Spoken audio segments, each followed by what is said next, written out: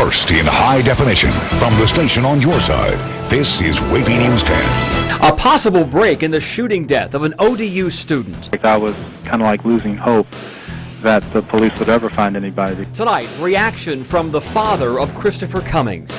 And Irene's aftermath. You'll see damage to local crops that could end up costing you. Plus, how one local city is waging war against the pesky problem Irene unleashed. Local farmers are feeling the pain of Hurricane Irene's aftermath. In North Carolina's Bertie County, estimated losses are close to $24 million. 10 on your side, David Hurdle reports this is a lot to overcome, especially considering residents there are still dealing with damage from a deadly tornado earlier this year. Peanuts appear a hardy bunch and fared pretty well during the storm. So did soybeans with their shiny green leaves. One of the hardest hit crops during Hurricane Irene was tobacco. Field after field of the normally lime green plant is yellow, bruised and beaten down. Irene's strong winds and heavy rain are to blame. But there's no saving this crop. This crop is gone. There's nothing you can do about it. And I was angry in the beginning, but you know, it doesn't do any good to be angry. You can't change it. 400 acres of tobacco that would have yielded a couple of $1 million in gross sales gone. The winds maybe got up to 70 miles an hour, but it was a huge storm, got a tremendous amount of rainfall, and we've met and looked at the different crops, and we estimated total crop loss at approximately $24 million just for Bertie County alone. Another crop damage was cotton. So you not only had damage where some of the cotton was blown out of the bolls, had a little bit of seed sprout in the cotton that was laying on the ground. That's going to reduce the price and the quality of the cotton. He estimates the loss for cotton at just under $6 million. In Bertie County, North Carolina, Ava Hurdle, 10 on your side. Many farmers have insurance on their crops and hope that will help offset some of their losses. And many of you still have power problems after Irene. The lights are coming back on, but it is a tedious process. Dominion hopes to have 90% of its customers online by tomorrow night. Nearly everyone else by the end of the weekend. Workers from other parts of the state are here to help, and they are working around the clock. Let's look at the latest numbers from Dominion Power. Right now they're showing southeastern Virginia, our area in Hampton Roads, still 17,500 without power at this point. And Community Electric says about 300 customers still don't have electricity. Crews hope to have everyone's power back on by Friday.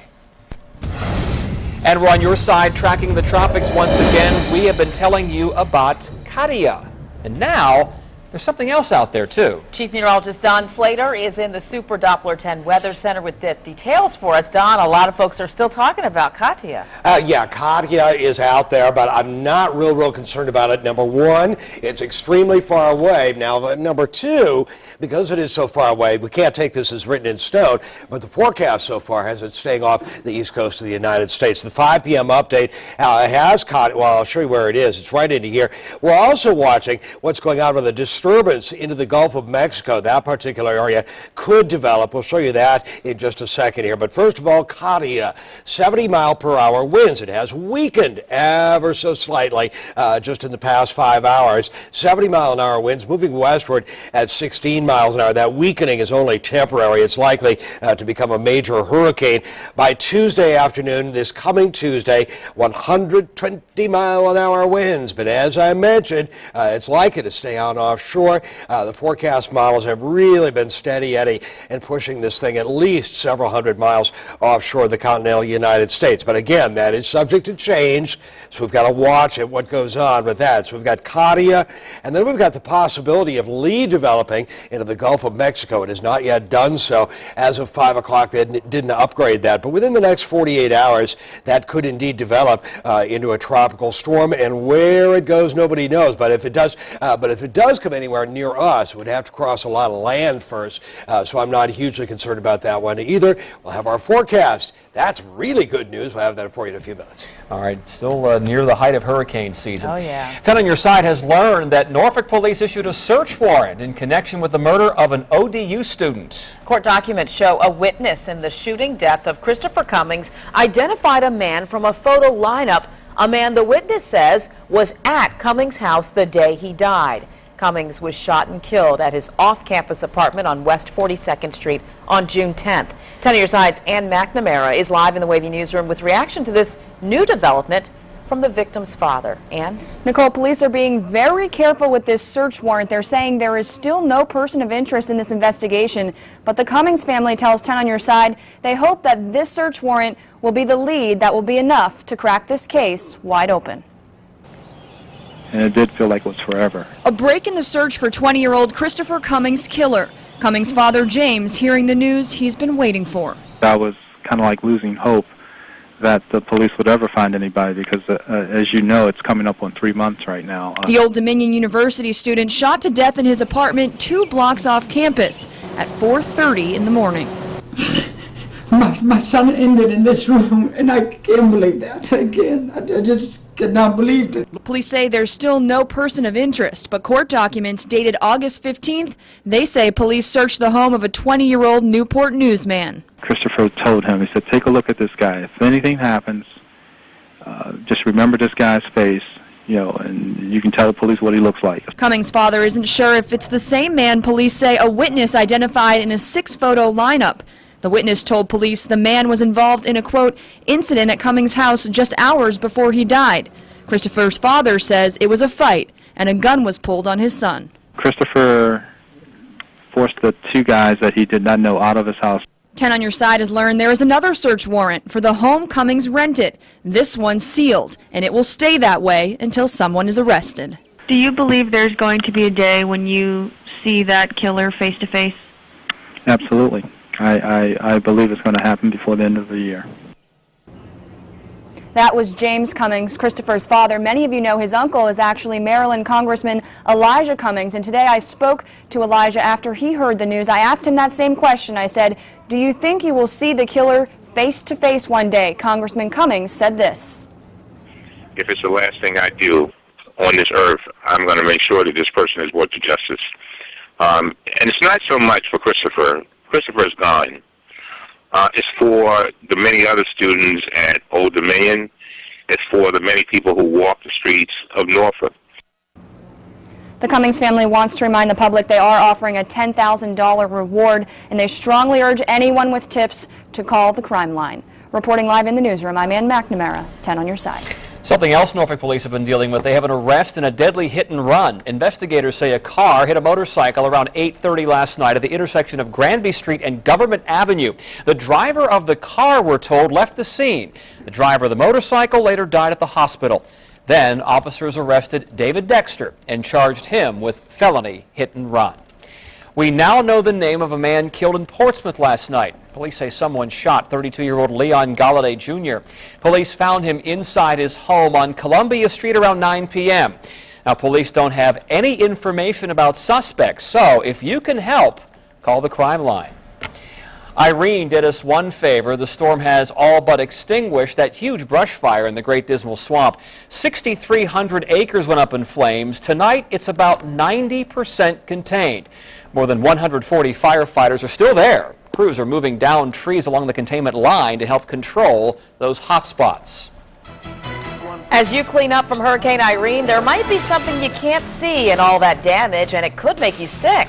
10 is on your side to unveil the hidden danger, new at 5:30. Smash and grab is caught on tape. We'll tell you the only thing the thief stole that cost less than the damage to the door. The moment of impact. We have new video to show you from Virginia inside a place that received millions of dollars worth of damage from last week's quake.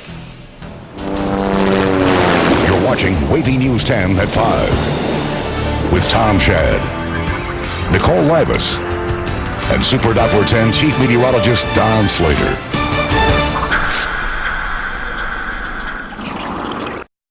Another aftershock from last week's earthquake rattled central Virginia this morning. The U.S. Geological Survey reports a 3.4 magnitude aftershock at 5:09 a.m. The epicenter was near Mineral. There have been more than 20 aftershocks since Tuesday's quake. Louisa County Public Schools released this video from inside the high school, the exact moment the 5.8 quake happened last week. The security video shows a man walking down the hall, then seconds later, the overhead light shook, The ceiling crashed down and lights dangled by a single cord. Then you could see the school superintendent waving students to safety. No one was hurt. There's so much damage at this high school and a middle school, neither will open this year. It will cost $60 million to replace them. Firefighters in Texas are making headway against a wall of flames that destroyed more than 36 homes there. Now, this is Possum Kingdom Lake in North Texas, where a 6,000-acre fire is about 50% contained. Cooler weather and milder winds are in the forecast, and that should help matters. The fire is no longer threatening homes. And in Oregon, a thief went through a lot of trouble, but didn't leave with much. The camera inside Ace Hardware in Portland shows what I mean. A man shot out a large glass door with a slingshot, ran in, and ran out with an electric drill.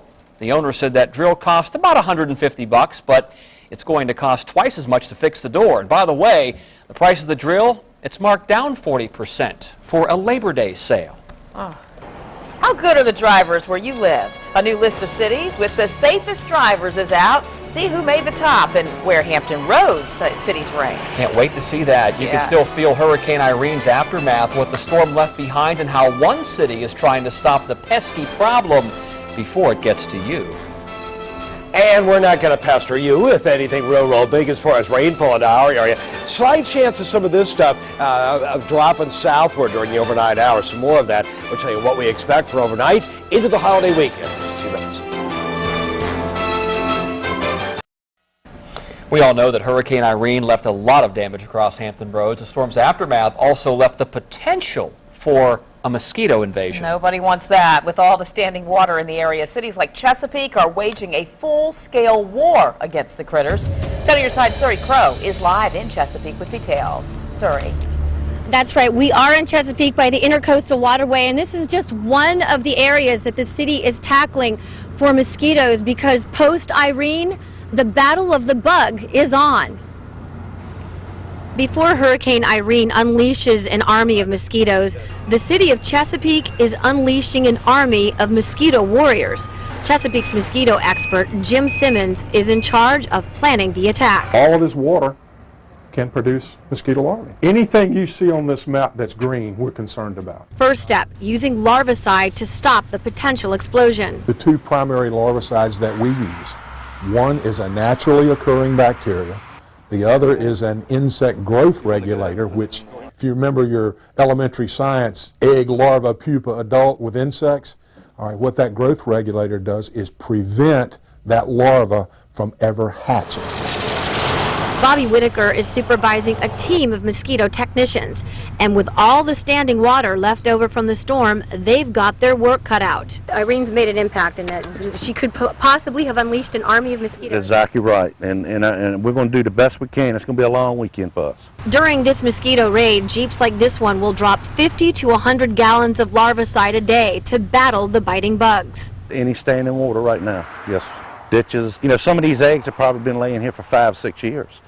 And when we get this kind of flooding, that's when they all hatch off. The other critical part of the battlefront, educating homeowners. It shows the life cycle, and it tells you everything about them. And if the larvicide still isn't enough, the city has more weapons in its arsenal, because mosquitoes, while tiny, present a big nuisance and even health threat to the area. Now, this mosquito team tells me they've got one of the best mosquito patrol divisions on the East Coast, but other cities in Hampton Roads, Suffolk, Portsmouth, Virginia Beach, and Norfolk, for example, also have mosquito divisions. Coming up at 6, we'll let you know what you can do to protect yourself against potentially dangerous mosquito bites. In Chesapeake, Surrey Crow, 10 on your side. Now, in high definition, your Super for 10 forecast with Chief Meteorologist Don Slater. How do I protect myself? Well, just... yeah, that's what I do, pretty much. And and that. Some areas, though, I tell you what, Churchland and Portsmouth, I hear people talk about that all the time when they're out at their kids' games, and the mosquitoes are horrible out there. Yeah, and it does make a difference. Pick up stuff that can contain water in your backyard. You do what you can. Yeah, I get these people from the city showing up with these little ladle things, checking out for mosquito larvae, too, throughout my neighborhood. So I said, yeah, well, you can go in my backyard if you want, but I dumped it. Okay, let's get right to it. I dumped out anything with water in it. Here's what's going on right now. As far as water falling out of the sky, there is some rain way out off to the west, but it is tending to fizzle out. We've got very dry air over the area, and it's going to stay that way. We could see another one of these areas drop on through during the overnight hours and generally fizzle out as it moves on in. Now, the thing about it is that we'll likely see some cloud cover with it as well. If you didn't join us before for what was going on with KATIA, well, you can join us now. We've got another area we're watching here, but it's nothing real big off the coast of Africa. This one could easily become Tropical Storm Lee in the next couple of days. It's into the Gulf of Mexico, and I'm not real concerned about that one either. This one, it's going to be very big by this coming Tuesday afternoon. 120-mile-an-hour winds, you know, Category 3 storm, major storm. However, again, the forecast models so far tend to take it well offshore, staying off the east coast of the United States. They're long-range models. They can be a little inaccurate, but so far to a single forecast, they're keeping it well offshore. Not so with Lee. The forecast models don't know what to do with this yet, because it hasn't really developed yet. It's not even a tropical depression quite yet, but it's out there into the Gulf of Mexico. It is generally moving west-northwestward. And I've seen forecast models that take and drift it on up into here, back out into the Gulf, and then on down toward Corpus Christi. But nobody knows for sure what that thing is going to do. As for how it relates to our area, it would have a huge area of land to traverse, so it's not likely to be anything big for us, even if it would affect our area. Clouds overnight, yeah, we're going to see some. There's that rainfall off to the west. We could still see a bit more during the overnight hours. Rainfall drop on through, but it's not likely to amount to very much. It'll tend to fall apart as it drops on into the region. Looks strong at 7, but again, it'll fall apart very rapidly. Here's where we are during the day tomorrow. East winds at about 5 to 10 miles an hour. East winds at 10 miles an hour at 7 o'clock in the evening, and we move on into Saturday. A little more sunshine. We'll see a few clouds during the day. East winds becoming northeasterly, 5 to 10, becoming southerly by the end of the day. Real nice weather coming up. And again, that chance of rain is really pretty small coming up for the overnight hours into tomorrow morning. Right now, mostly sunny skies, 76 in Norfolk, 77 Newport News, 76 at the beach. A degree warmer so far in Norfolk for the high today. But look at the low last night, 61 degrees. Very comfortable sleeping weather. And once again, low 80s into inland areas. So we're between around 76 to 81, 82 degrees into the area. Nice mild day, lots of sunshine. All that cloud cover off to the west. Now, last night's lows, 55 to 61 degrees generally into most of the area. Overnight, what are we going to see? Likely a degree or two less chilly, 59, 60, 65 degrees. We move up the shoreline to the south side, and we're looking at 58 to 64 for the peninsula, around 58 to 63. Middle Peninsula, Northern Neck, Eastern Shore, upper 50s, around 60 degrees. 81 tomorrow, 84 on Saturday, into the upper 80s, though by Sunday a cool front comes through with some rain coming up on Labor Day and back into the upper 70s for Tuesday through Thursday. Timing is everything, but many heart attack patients are apparently taking the slow route to the hospital. How they're risking their lives, next. Devastation across the Northeast in the wake of Irene. Still ahead at 5:30. See how the military is stepping in to help those stranded by the storm. Here's a dangerous trend. A surprising number of heart attack patients drive themselves to the hospital instead of calling 911. A recent study found half of all heart attack patients didn't call for an ambulance. When you do that, doctors say you're missing out on valuable treatment. Paramedics can now treat heart attacks with new technology in an ambulance. One woman had no idea how bad it was when she climbed into her car.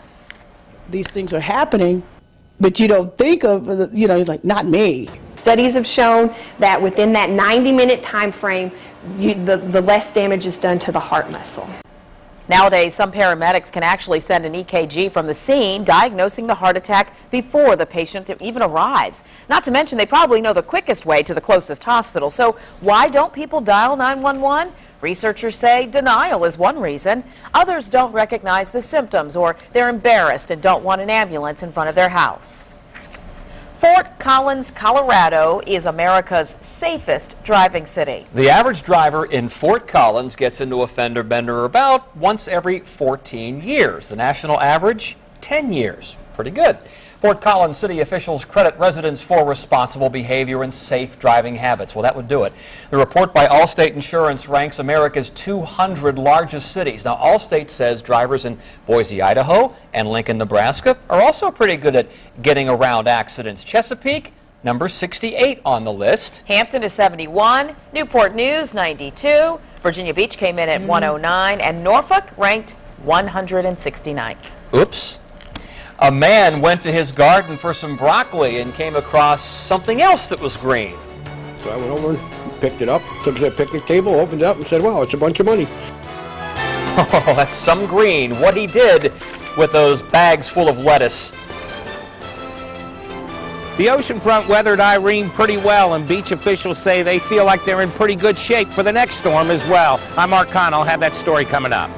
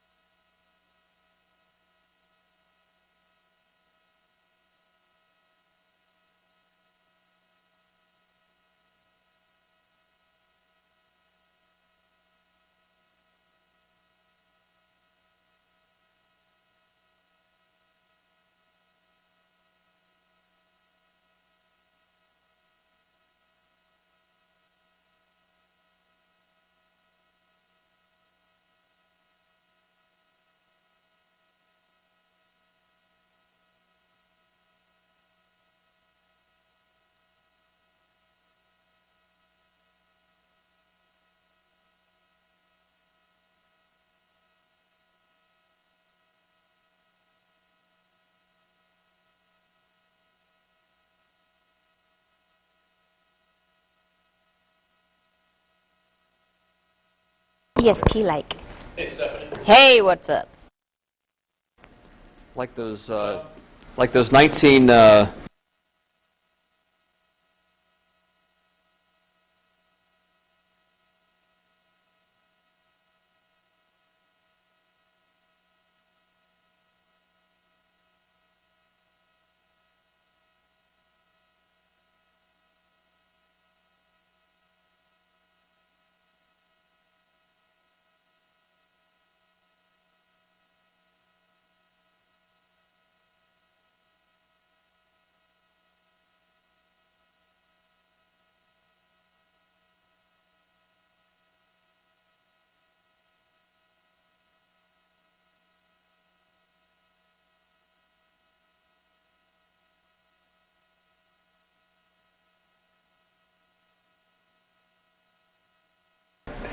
Talk about having a green thumb. Well, this guy from Illinois may have one of the greenest thumbs around. The unemployed carpenter says he went out to his garden to pick up some broccoli for dinner, and he unearthed some lettuce, $150,000 worth.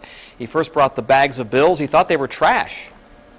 So I went over and picked it up, took it to the picnic table, opened it up and said, wow, it's a bunch of money. Haven't worked in 2 years almost. It's like, yeah, I could really use this money. Who knows who's coming to get it?